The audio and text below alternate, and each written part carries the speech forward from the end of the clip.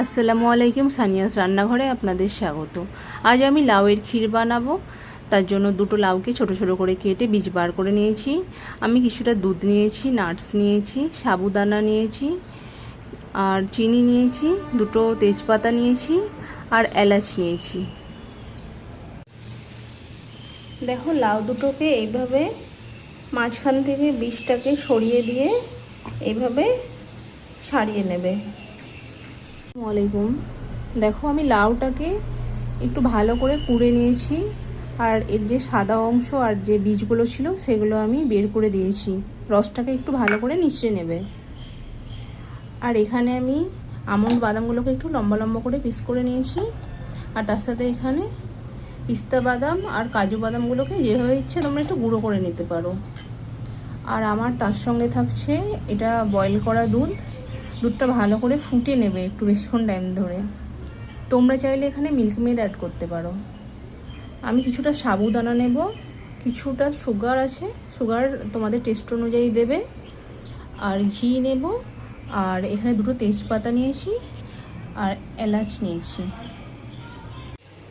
বিসমিল্লাহির রহমানির রহিম। দেখো, আমি লাউয়ের ক্ষীর বানানোর জন্য 3-4 চামচ মতো ঘি অ্যাড করলাম। এর মধ্যে আমি যে কেটে রাখা যে বাদামগুলো ছিল ওগুলো আস্তে আস্তে অ্যাড করে দেব।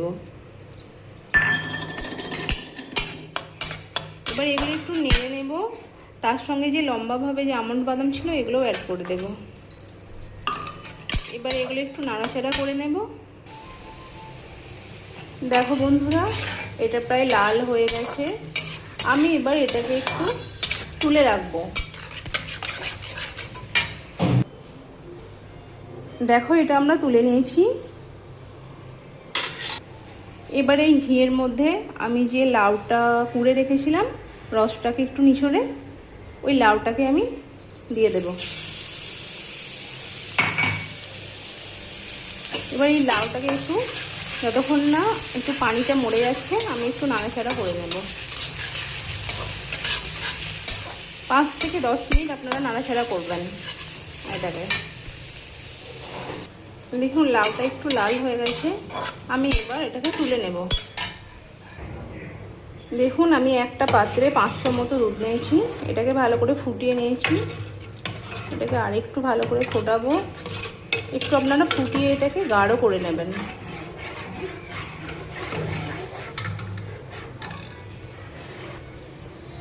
তারপর এর মধ্যে এলাচ আর তেজপাতা অ্যাড করব। এলাচটা দিয়ে দিলাম, তেজপাতা দিয়ে দিলাম, একটু নেড়ে নেব।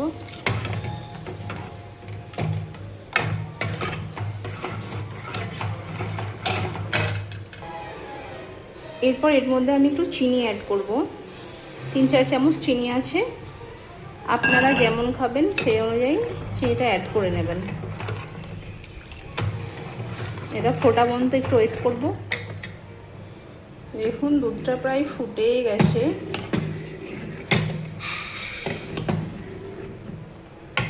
এবার এর মধ্যে আস্তে আস্তে আমি একটু সাবুদানা অ্যাড করব। নেড়ে নেব। তারপর আমি যে লাউটাকে একটু ঘিয়ে ভেজেছিলাম সেই লাউটা অ্যাড করে দেব।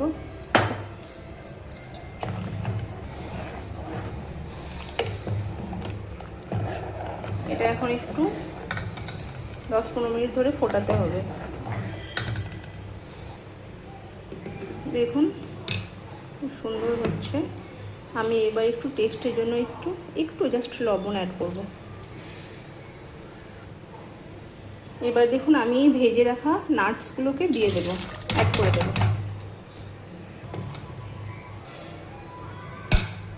দেখুন, এগুলোকে একটু ভালো করে নাড়াচাড়া করে নেব। তারপর একটু গ্যাসের ফ্লেমটাকে কম করে 15 মিনিট এটা রেখে দিতে হবে। দেখুন, খুব কম টাইমের মধ্যে সামান্যভাবে কিছু উপকরণ দিয়ে এইভাবে এটা রেডি হয়েই প্রায় এসছে। এবার এটা মুখটা একটু ঢেকে আমি আধ ঘন্টা রেখে দেবো। আপনারা এটা ফ্রিজেও রাখতে পারেন, নর্মালভাবেও রাখতে পারেন। গ্যাসের ফ্লেমটা আমি অফ করে দিয়ে আমি একটু ঠান্ডা করে নেব।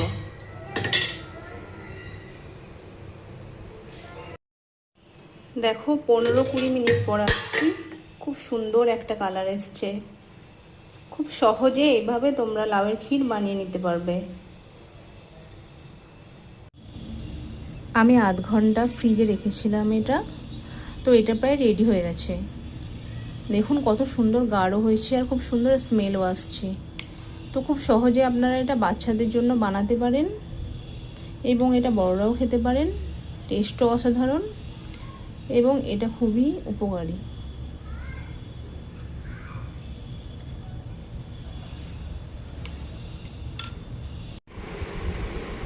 দেখুন খাবারটা খাচ্ছে, অসাধারণ হয়েছে, তাই না?